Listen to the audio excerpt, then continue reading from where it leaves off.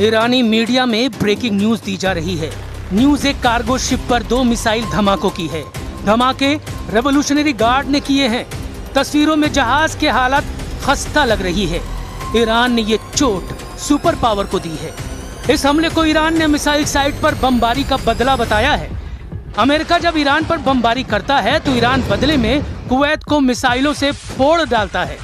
Trump जब Iran navy को दहलाते हैं तो रेवोल्यूशनरी लड़ाके हॉर्मुज में तेल जहाजों को आग लगाते हैं। लेकिन अब ईरान, अमेरिका, इजराइल के बारूदी टकराव का एपिसेंटर है लेबनान। यहाँ फट रहे बम और मिसाइल अमेरिका इजराइल के रिश्तों को बिगाड़ सकते हैं, क्योंकि जिस तरह इजराइल यहाँ हिजबुल्लाह को मार रहा है उसे देख ट्रंप का कलेजा कांप गया है। ट्रंप ने नेतन्याहू से फौरन लेबनान में हमले बंद करने की अपील की है, लेकिन नेतन्याहू ने कहा है कि वो तब तक हिजबुल्लाह को बारूदी डोज देते रहेंगे जब तक लड़ाका ग्रुप का सफाया नहीं हो जाता। इजराइल के धमाकों को देख डर गए ट्रंप। बेरूत पर बमबारी प्लेन से ट्रंप के उड़े होश।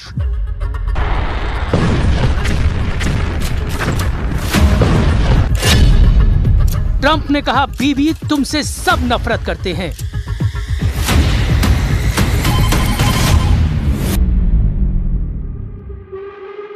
ट्रंप की धमकी बारूद से ज्यादा विस्फोटक साबित हो गई है। नेतन्याहू आउट ऑफ कंट्रोल हो गए हैं। इजराइल के प्रधानमंत्री ने सुपर पावर की चेतावनी को अनदेखा कर दिया है। नेतन्याहू ने ऐलान किया है कि बेरूत को बर्बाद होने से कोई नहीं बचा पाएगा।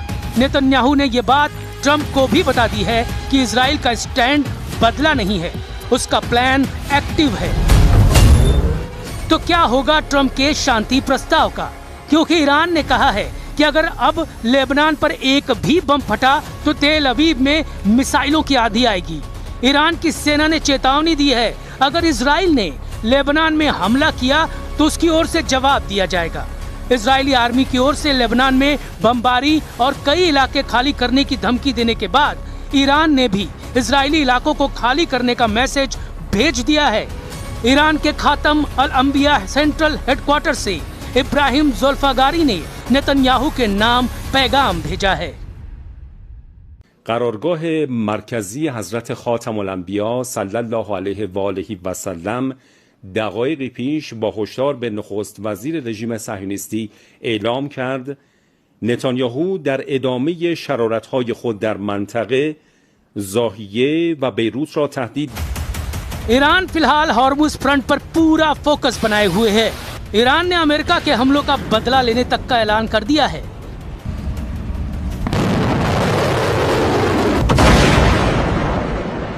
वही तेवर, वही तेजी, वही स्टाइल, धमाके दर धमाके, मिसाइलों के, रॉकेट के, फास्ट बोट का एक्शन, रेवोल्यूशनरी फाइटर्स का दबदबा। ईरान ने अमेरिकी गुरूर को फिर से तोड़ दिया। अब की बार ये बताकर मारा है कि ईरान की हद में जो आया उसका सफाया तय है। ईरानी मीडिया रिपोर्टों के मुताबिक रेवोल्यूशनरी लड़ाकों ने पनामा के झंडा लगे एक जहाज को क्रूज मिसाइल से धुआं कर दिया है। असल में यह कार्गो जहाज अमेरिकी कंपनी MSC सरिस्का V का है, जिसे ओमान के तट पर करीब ईरानी युद्धपोत पर हमले के बदले में ईरान ने मिसाइल से दहलाया है। इससे पहले 1 जून को अरब सागर से गुजर रहे एक कार्गो शिप पर मिसाइल से हमला हुआ, जिससे इराक के तट पर एक बड़ा विस्फोट हुआ। ये मिसाइल हमला इराक तट पर कसर से लगभग 40 समुद्री मील साउथ ईस्ट में हुआ था। समुद्री सुरक्षा एजेंसी ने बताया कि टक्कर के बाद एक जोरदार विस्फोट हुआ। यूके MTO ने मिसाइल हमले से प्रभावित जहाज की जानकारी साझा नहीं की है। इधर ईरान ने अमेरिका के साथ सभी तरह के संपर्क रोकने की बात कह दी है। ईरान की सरकारी मीडिया तस्नीम ने बताया कि axis of resistance Hormuz strait के बाद अब लाल सागर के एंट्री गेट पर मौजूद बाब अल मंडेब स्ट्रेट को भी बंद कर सकते हैं। हॉर्मुज स्ट्रेट के बंद होने से दुनिया के कई देश गंभीर तेल और गैस संकट में फंस गए हैं। लेकिन अब अगर बाब अल मंडेब को वास्तव में बंद किया जाता है तो इसके विनाशकारी परिणाम हो सकते हैं।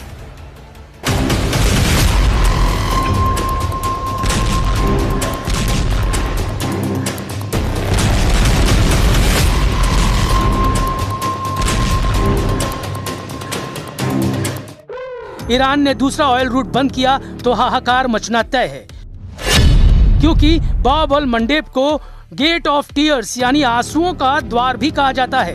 बाब अल मंडेब एक बेहद संकरा समुद्री रास्ता है जो लाल सागर को अदन की खाड़ी और हिंद महासागर से जोड़ता है। इसके एक तरफ यमन है, दूसरी तरफ अफ्रीका के जिबूती और इरिट्रिया देश हैं। अपनी सबसे सकरी जगह पर यह सिर्फ 26 से 29 किलोमीटर चौड़ा है। फोर्ब्स के मुताबिक दुनिया के कुल समुद्री व्यापार का लगभग 12 से 14% हिस्सा इसी छोटे से रास्ते से होकर गुजरता है। एशिया से यूरोप जाने वाले लगभग सभी कमर्शियल कंटेनर जहाज यहीं से निकलते हैं। खाड़ी देशों से यूरोप और अमेरिका जाने वाले तेल और लिक्विफाइड नेचुरल गैस के टैंकर इसी रास्ते का इस्तेमाल करते हैं। यहाँ से रोजाना लगभग 40 से 50 लाख बैरल कच्चा तेल गुजरता है। इसलिए अगर ईरान वाकई इसे बंद करता है तो ऐसा कर वो पूरी दुनिया को रुला सकता है। हॉर्मुज और बाब अल मंडेब दोनों के बंद होने का मतलब होगा कि दुनिया की कुल तेल और गैस सप्लाई का 25% हिस्सा पूरी तरह से लॉक हो जाएगा। हॉर्मुज स्ट्रेट में ईरान की मंजूरी के बिना घुसना मना है। अब दूसरे तेल गलियारे में बैरियर लगाकर रेवोल्यूशनरी लड़ाके ट्रम्प से बराबरी की डील की मांग कर रहे हैं। ईरान की बारूदी फास्ट बोट पहरेदारी कर रही है। जिस भी जहाज पर शक होता है उसे रेवोल्यूशनरी लड़ाके रॉकेट धमाकों से ब्रेक लगा दे रहे हैं। लेकिन अमेरिका कितनी देर शांत रहेगा? ट्रम्प कब तक युद्ध समझौते का इंतजार करेंगे? क्योंकि लेबनान में ट्रम्प की कही बात सच साबित नहीं हो रही है। बेरूत को इजराइल ढहाने के मिशन को ऑन कर चुका है। ईरान कह रहा है लेबनान में जब तक हमला होगा कोई समझौता नहीं हो सकता।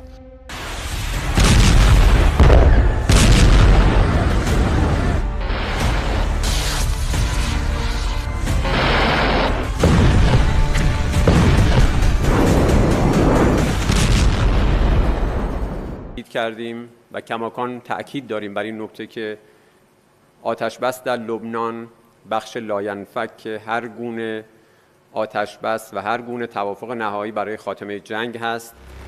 ट्रम्प और ईरान की धमकियों के बाद इजराइल हमले बंद क्यों नहीं कर रहा है तो उसकी वजह जान लीजिए। दक्षिणी लेबनान में हिजबुल्लाह लड़ाकों के ड्रोन हमले में इजरायली डिफेंस फोर्स का एक सैनिक मारा गया है और 3 सैनिक घायल हो गए हैं। ये हमला ब्यूफोर्ट किले के आसपास की रणनीतिक पहाड़ी पर कब्जा करने के एक दिन बाद हुआ है। मारे गए सैनिक की पहचान 20 साल के स्टाफ सार्जेंट एडम जारफती के तौर पर हुई है, जो इजराइल डिफेंस फोर्स की कमांडो ब्रिगेड की मैगलन यूनिट में तैनात थे।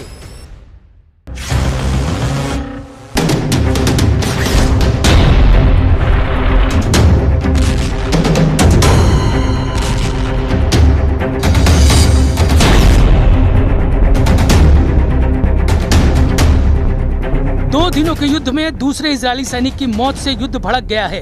हिजबुल्लाह लड़ाके अब रात में फर्स्ट पर्सन व्यू ड्रोन की बौछार से इजराइल को दहला रहे हैं। इसलिए आईडीएफ ने हिजबुल्लाह आतंकियों को नबाती से खदेड़ना शुरू कर दिया है। इजराइल ने धमकी दी है कि नबाती में रहने वाले लेबनानी नागरिक इलाके को जल्द खाली कर दे। नागरिकों को जहरानी नदी के उत्तर भाग जाने की चेतावनी दी गई है। इजराइल ने दक्षिणी लेबनान में एक बड़ा बफर जोन बना लिया है। ये बफर जोन लेबनान के कुल क्षेत्रफल का लगभग 10% हिस्सा है, जिसकी सीमा इजराइल से लिटानी नदी और भूमध्य सागरी तट से लेकर सीरियाई सीमा माउंट हार्मोन तक है।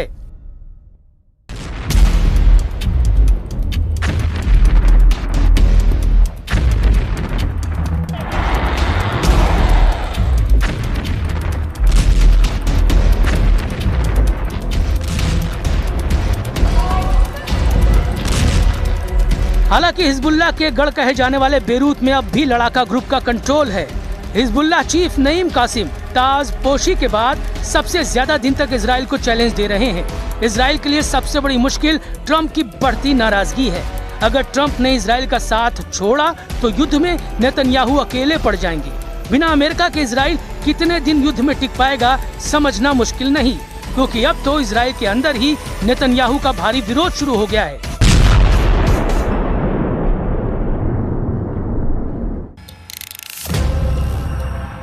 एक तरफ दक्षिण लेबनान में इजराइल नए नए किले फतह कर रहा है, दूसरी तरफ उन किलों पर कब्जा जमाए रखने के लिए नेतन्याहू के सामने सैनिकों का संकट खड़ा हो गया है। इजराइल के कंट्रोल वाले पश्चिमी यरूशलेम में कोहराम मचा हुआ है।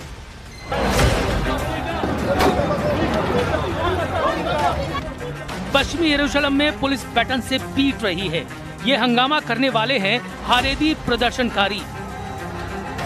इन्होंने सेना में भर्ती के खिलाफ मोर्चा खोला हुआ है। हारेदी यहूदियों की रैली नेतन्याहू को बार बार चैलेंज कर रही है।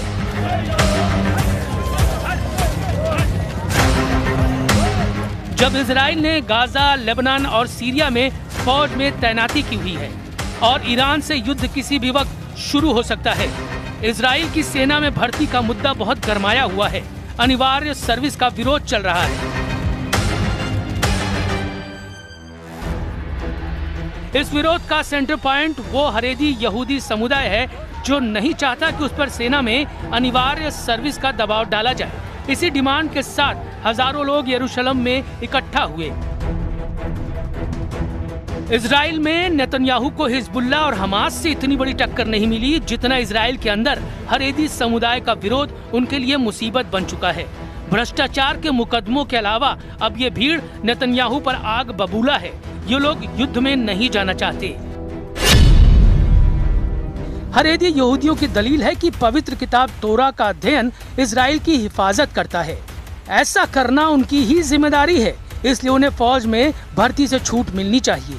हारेदी यहूदियों का मानना है कि सेना का माहौल उनके धार्मिक नियमों से अलग है, जहां पुरुष और महिलाएं साथ रहते हैं। खाने पीने के नियम भी ऐसे हैं जो उनकी प्रार्थना के नियमों से मेल नहीं खाते। हारेदी यहूदी समुदाय इजराइल देश की स्थापना को भी सही नहीं मानता। ऐसे में हारेदी युवाओं की धार्मिक आस्था कमजोर होती है।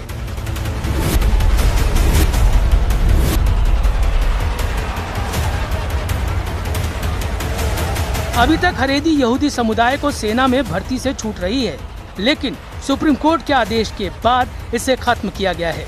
नेतन्याहू के गठबंधन वाले साथी भी यही चाहते हैं। ऐसे में नेतन्याहू सरकार से हारेदी समुदाय की टक्कर तेज होती जा रही है, लेकिन नेतन्याहू की दिलेरी से दुश्मन वाकिफ है। फाइटर लीडर कभी भी मुश्किलों से घबराते नहीं। दुश्मनों की भीड़ कितनी ही बड़ी क्यों न हो, इजराइल टकराने से बचता नहीं। इजराइल जमकर लड़ रहा है। फैसला ट्रम्प को करना है कि वो साथ देंगे या नहीं, क्योंकि ये युद्ध इजराइल से ज्यादा उनकी साख का सवाल है।